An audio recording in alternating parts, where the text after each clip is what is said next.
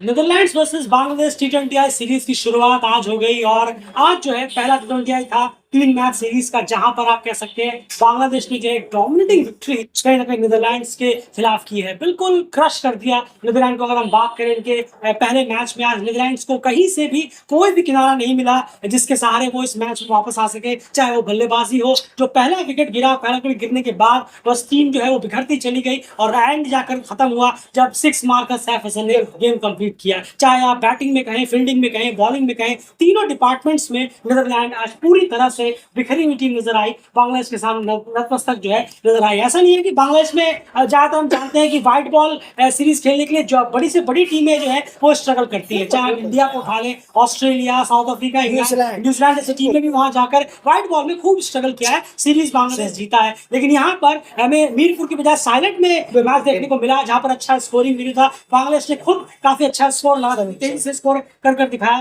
Netherlands पूरी flat नजर आई and शुरुआत फेस बाय फेस। बिल्कुल, अगर हम 1 से 6 ओवर की बात करें तो नीदरलैंड्स ने 34 रन बनाए 1 विकेट के नुकसान पर। वहीं बांग्लादेश ने वहां 57 रन किए 1 विकेट के नुकसान पर। तो पहला फेज जो रहा वो बांग्लादेश के नाम रहा, बहुत डोमिनेटिंग। वहीं मिडिल ओवर की बात करें 7 से 15 ओवर के बीच, तो नीदरलैंड ने 68 रन बनाए 5 विकेट के नुकसान पर, 68 रन 5 विकेट के नुकसान पर।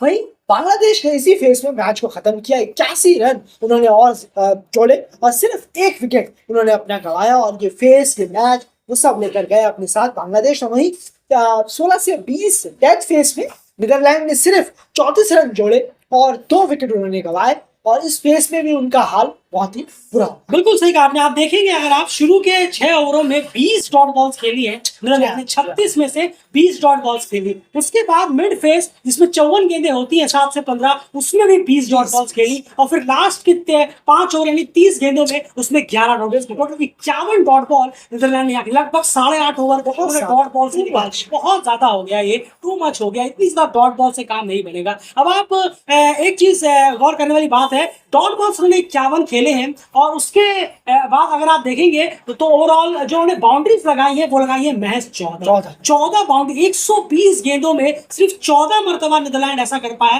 कि उसने बाउंड्री के बाहर गेंद भेजी। ये बहुत ही ज्यादा एक डिसअपॉइंटिंग परफॉर्मेंस यहाँ पर हमें बल्लेबाजों की तरफ से देखने को मिला। कुछ आज खराब शॉट्स भी थे। मैं कहूंगा विक्रमजीत सिंह और शायद सिराज अहमद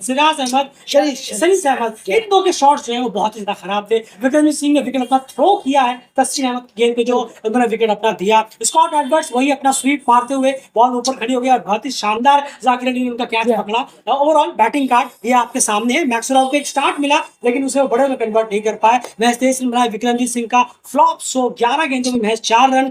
तेजा उन्होंने 26 गेंदों में 26। ये इनिंग कहीं नहीं जा रही थी और अगर जानी थी तो लंबा जाना था उन्हें, वो भी वो नहीं कर पाए। स्कॉट एडवर्ड्स तेज खेल रहे थे लेकिन नाकाफी रहे, महज 12 रन बना के आउट हो गए। कंट्रीब्यूशन बहुत ही लिमिटेड रहा। सरीज अहमद 15 रन 14 गेंदों में, नोआ क्रॉस 11 रन 13 गेंदों में। ऐसी छोटी मोटी नीचे ट्रिम टिंजल और आरन दत्त नहीं 130 भी पार कराए, वरना 105-10 पर टीम जो है वो डह रही थी, लटक रही थी। टॉप 5 बल्लेबाजों से जहां उम्मीद थी उन्होंने ह्यूजली डिसअपॉइंट किया। बिल्कुल सही कहा आपने। खास करके अगर आप देखें मैक्सवेल, विक्रम और स्कॉट एडवर्ड्स जैसे बल्लेबाज हैं तो उनको थोड़ा सा एक्सपीरियंस भी हो चला है, फिर भी बहुत खराब परफॉर्मेंस। बिल्कुल, तो शायद थोड़ा सा कुछ और अप्रोच यहाँ हो सकता था कि बाउंड्रीज को थोड़ा सा अगर हम बाद में अटैक कर थोड़ा सा सिंगल और डबल को थोड़ा सा और ज्यादा इंपॉर्टेंस दिया जाता है इन बल्लेबाजों द्वारा तो काफी बेहतर होता। अगर आप और ज्यादा डीप जाते, इन तीनों में से कोई 2 जना या 1 जना डीप जाते तो शायद 160 आराम से ये नीदरलैंड पहुंच सकता था। कुछ और थोड़ा सा यहाँ तरीका ढूंढने की जरूरत थी जो पहले मैच में नहीं। बिल्कुल कहा आपने, सही कहा। मैक्स, विक्रम और स्कॉट इन तीनों ने खास करके ह्यूजली डिसअपॉइंट किया है। यहाँ पर अगर हम बात करें, इनसे उम्मीदें और ज्यादा थी। उसके बाद यहाँ पर अगर बांग्लादेश के बॉलिंग कार्ड की बात करें तो डेफिनेटली बॉलिंग कार्ड में तस्कीन अहमद हीरो रहे और ओपनर्स को भी उन्होंने चलता किया। मैक्स और विक्रम को भी इंक्लूडिंग 4 ओवर में 28 रन 4 विकेट। मुस्तफिजुर ने 4 ओवर में 19 रन 1 विकेट। शायद मुस्तफिजुर थे जिन्होंने सरीज अहमद का आउट किया था शायद अपनी एक स्लोअर बॉल डालकर। सैफ हसन ने एंडिंग में बैट्स में धमाका किया ही, लेकिन गेंद से भी 2 ओवर में 18 रन देकर 2 विकेट उन्होंने भी यहाँ पर चटपट। बांग्लादेश की ज्यादा बात हम नहीं करेंगे क्योंकि एस्ट्रिक क्रिकेट का चैनल है, यहाँ पर नीदरलैंड्स की बात ज्यादा होगी। उसके बाद अगर हम बात करें जब चेस करने के लिए आई तो बांग्लादेश का सूरत हाल क्या है? बिल्कुल 13.3 ओवरों में ही मैच खत्म कर दिया और 8 विकेटों से बांग्लादेश जीतने में कामयाब रहा। सैफ हसन और लिटन दास जो कि कप्तान हैं, उन्होंने शानदार अर्धशतकीय पारी खेली।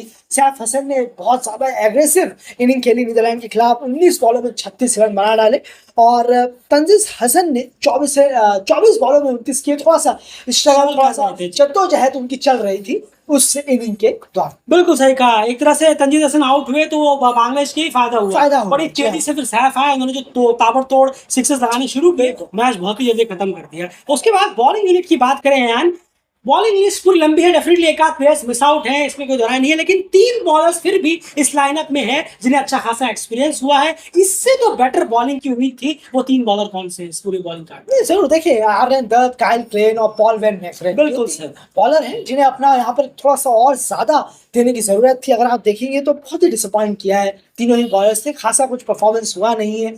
थोड़ा सा अपनी तरफ से कुछ अच्छा स्पेल यहाँ ला पाते, कुछ रन्स को कम कर पाते और विकेट निकाल कर दे पाते तो शायद बांग्लादेश स्ट्रगल कर सकता था यहाँ पर। लेकिन पहला मैच है तो आप यहाँ आए हैं, और लेकिन आप पुराने हैं इसलिए हम आप पर ये तभी हम पूरे नीदरलैंड टीम को नहीं कह रहे हैं। आप ये एनालिसिस में सोचिए, सुनिए। हमने बैटिंग में कहा, जैसे आन ने कहा विक्रम, मैक्स और स्कॉट, इसलिए हमने वो 3 नाम लिए। उनको एक्सपीरियंस हो चला है इतना, तो एक्सपीरियंस। हम ये नहीं कह रहे कि नीदरलैंड मैच हरा देता, थोड़ा फाइट देखने को मिलता ही तो ऐसा लग रहा था जैसे मान लीजिए कोई बहुत ही और कमजोर टीम सामने खड़ी हो गई है। एक तरफा मैच रहा, बहुत ही ज्यादा डोमिनेटिंग तरीके से ये मैच किया। Ajay and continue. बिल्कुल सही। तो इन ऐसी बॉलिंग में हम कह रहे हैं बस तो ये बिल्कुल समझने वाली बात है कि ये 3 बॉलर ने काफी ज्यादा क्रिकेट खेला है, काफी ज्यादा मैचेस खेले हैं, तो जरूर था कि इनको थोड़ा आगे आना चाहिए था, थोड़ा सा और अपनी तरफ से एफर्ट डालने चाहिए थे यहाँ पर, जो कि दिखे नहीं। काफी ज्यादा स्लॉपी और वीक बॉलिंग नजर आई नीदरलैंड की। उम्मीद करेंगे कि सेकंड T20 आई में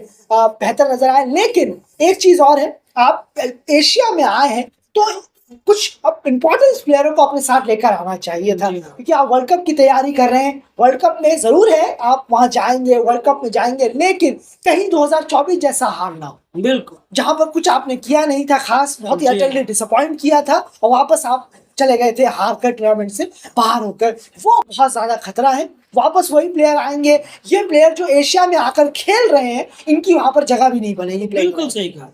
तो वापस से वो प्लेयर आएंगे जो कि वो इतना खेले भी नहीं होंगे, उनकी फिर T20 वर्ल्ड कप में जगह, और आप तैयारी कर रहे हैं T20 वर्ल्ड कप के लिए, तो ये थोड़ा क्वेश्चन मार्क खड़े करती है सिलेक्शन को लेकर भी और स्क्वाड को लेकर। बिल्कुल सही कहा आपने। वो कमिटमेंट कहाँ कमिटमेंट दे रखी है आपने? काउंटी खेल रहे हैं, ये खेल रहे हैं, वो खेल रहे हैं, कोई किसी रीजन से बाहर है, लेकिन ये बैकफायर आपको करेगा। हॉरिबल गया था T20 वर्ल्ड कप 2024, श्रीलंका ने जो हाल किया था उस वर्ल्ड कप में, वो देखने वाली बात है। आप सिर्फ एक मैच जीते थे, वो भी नेपाल के खिलाफ, बाहर हो गई। तो आप बोले एक ही मैच आपने नेपाल के खिलाफ जीता, उसके बाद आप बाहर हो गए। के खिलाफ भी आप हारे, उसके बाद श्रीलंका से भी हारे, वही चीज बांग्लादेश से भी आप हारे, वही चीज दोबारा से यहाँ पर रिपीट हो सकती है, वही प्रॉब्लम वापस से कहीं खड़ी ना हो जाए। ये सोचने वाली बात है। चलिए देखते हैं सेकंड मैच में क्या कुछ उम्मीद होती है। लेकिन पहले मैच में नीदरलैंड्स ने पूरी तरह से ही डिसअपॉइंट किया, और जिन 6 प्लेयर ने और डिसअपॉइंट किया उनके वो नाम हमने आपको इस वीडियो में बताया। फिलहाल इस वीडियो में इतना ही। बने रहिए चैनल के साथ, सब्सक्राइब जरूर कर लें।